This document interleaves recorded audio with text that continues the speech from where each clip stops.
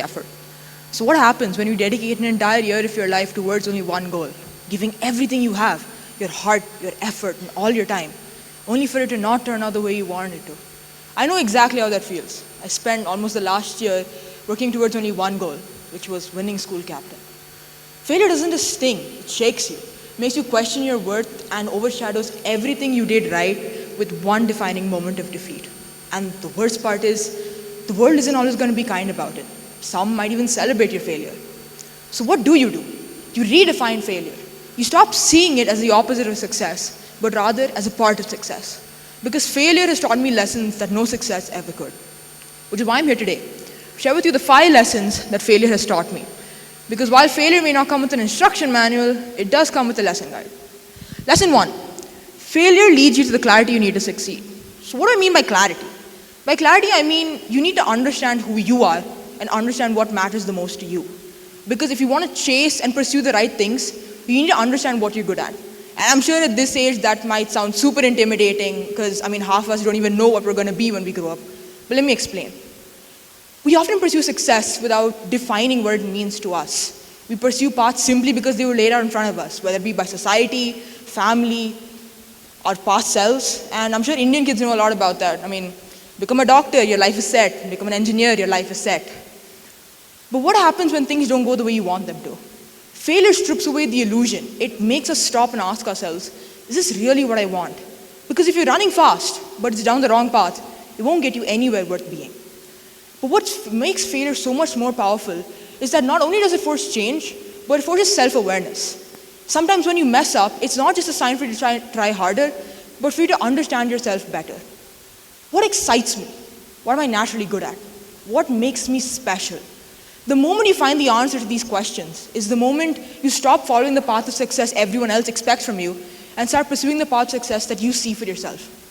And I'm sure all of you must be thinking, I'm just an average person. There's nothing that makes me special. I used to feel the same way. I thought that if I wasn't naturally good at something, I wouldn't stand out. And if I wasn't exceptional from the very beginning, I never would be. But that's not true. You're not just an average person. You're just someone who hasn't figured out yet what makes you extraordinary. And failure is the exact tool that helps you do that. So failure teaches us. But it doesn't teach you like one would in a classroom, where all the answers are neatly written on a board for you to see. It teaches you by pushing you face down into the dirt and seeing if you have the guts to get back up. Which brings me to my second lesson. Failure builds your pain tolerance. What hurts more than the act of failing is how you feel about it afterwards. Failure hurts, but over time, you start to understand that it's just a part of the process. Take Peter Dinklage for an example. When he started out his acting career, he was barely scraping by, struggling, living in a tiny apartment. But by the time Game of Thrones came along, he was more than ready. Not only because he's an extremely talented actor, but because he had endured failure so much, it had toughened him up. But failure teaches you more. It doesn't only toughen you up, it teaches you what to ignore. When you fail, there's a lot of noise, trust me. Criticism, self-doubt, people telling you you're not good enough. But what you need to understand is that not every opinion deserves your attention. Not every kind of criticism is the same. And that's important to think about when you start to filter out the kind of noise you're receiving. Because there are 2 types of criticisms. One is constructive criticism. Now, one thing you need to understand is that this only comes from the people who truly care about you. These could be your mentors, your friends, of course your parents. And they really want to see you grow. Which is why they'll not sugarcoat the truth for you. They'll tell you what you need to hear, not what you want to hear. And that might be a hard pill to swallow at first. And then there's the haters. Now these guys, they just tell you whatever comes to their mind. They criticize you to bring you down, not build you up. And they're not going to stop. It's up to you whether you want to listen to them or not. Failure is painful, but persistence is the ability to walk through that failure without stopping. The world isn't divided into talented and untalented people. It's divided between those who give up and those who don't. As Michael Jordan once said, I have failed over and over and over again in my life, and that is why I succeed.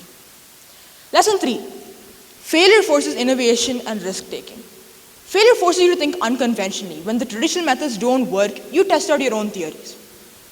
The greatest breakthroughs never came from comfort. They came from being forced to think differently. And sometimes that means taking a risk down that path that maybe no one else sees. Take Infinity War for an example. When Dr. Strange looks into the future, he sees 16,502 possible outcomes. But it's only in one of them that the Avengers actually win. Now think about that for a second. The odds are ridiculously low. I mean, most people would probably throw in the towel at that. But the Avengers didn't. And hey, look how that turned out. I mean, Iron Man and Black Widow are dead, but everything else turned out fine.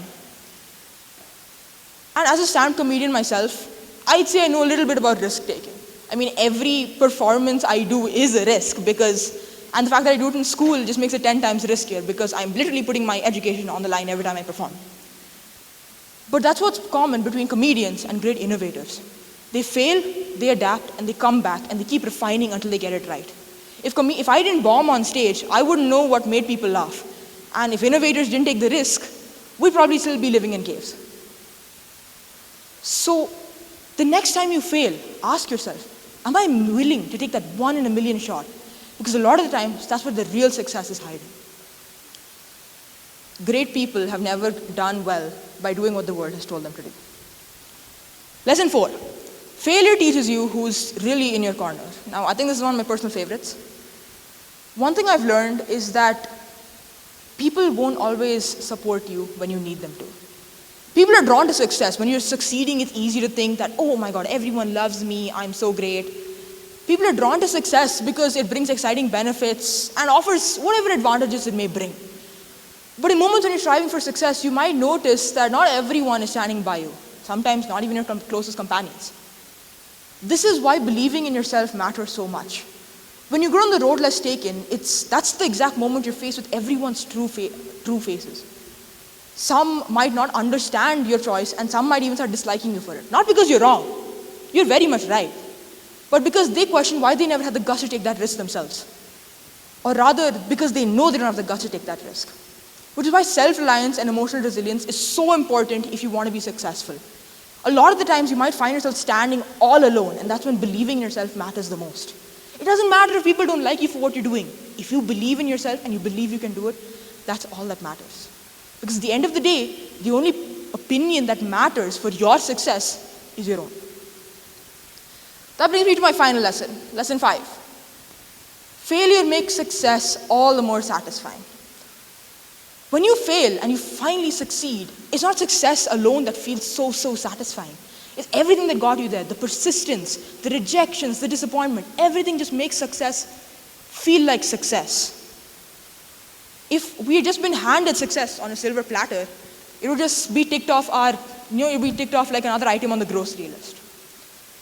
A wise woman once told me, never do anything you'll regret, but never let fear leave you with regrets.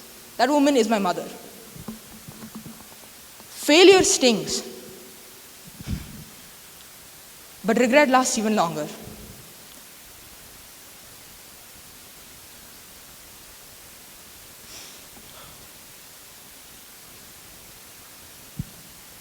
Which is why believing in yourself matters so much. And at the end of the day, I don't think there's anything called failure. I mean, I didn't win school captain, but I'm still proudly able to say I am your sports vice captain. And I don't think it's that big of a deal because I still get to boss you guys around with less authority. Okay, you guys still have to listen to me. It's not a choice. At the end of the day, I don't think there is anything called failure. They're just lessons on the path to success. Which is why I want to quote an incredible saying I think of every day. When a bird lands on a branch, does it trust that the branch won't break, or will it trust in its ability to fly away if it does? A bird doesn't land on a branch trusting that the branch won't break, but in its ability to fly away if it does. Trust your wings. You are the bird and life is the branch. Never waste your life overanalyzing the safest place to land. Make a decision, enjoy the view while you're there, and if and when the time comes, know that you'll be able to move on. So I hope something you take away from today's speech is that failure isn't the opposite of success. It's just the fuel that drives it. So go forth, take the risk, fail boldly. But remember that when you do, failure isn't the end of your journey, it's just the beginning.